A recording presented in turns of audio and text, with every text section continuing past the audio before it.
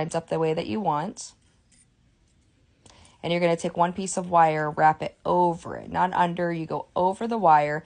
And I would say you could do 1 to 2 to 3, depending on how much frame that you have. You don't want to overly wrap in the back, and then you don't have enough space to fit your last couple of wires. That's happened before too. So I pulled with my flush needle nose pliers, and I'm still moving it around because this is your first one. So the first couple are going to be tricky, making sure that that frame doesn't move around. So I'm still situating, but once I get it wrapped around a couple of times, then I'll readjust. There's a lot of wires, a lot of things going on here. You're just going to have to hold tight with, even if you're left or right-handed, you hold tight with one hand, the frame and the stone. And then now I went, I think, once or twice over there.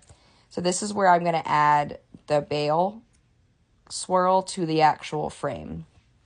So this one turned out really good. So once I get that, I pull it through, and that way now it's starting to become attached to the piece. And I'll just keep going around with different pieces of wire. And you can tighten them, lightly pulling them at the very end, clipping and tucking in your wires.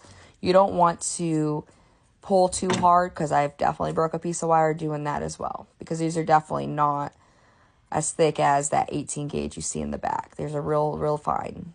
And the more you work with them, the more brittle they can be, and then that's when they start breaking if you accidentally pinch it. So work softly with it.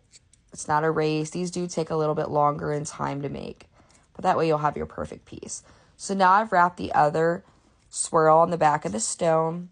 That way they can start getting attached, and you'll see how the frame starts getting more and more sturdy to the actual piece. And say you did pull a little too tight when you're making these. You can slowly, gently unravel it a little bit to move that back to where you want it on the piece. And I'm just going around, and that way I could start getting it attached. I did it once there.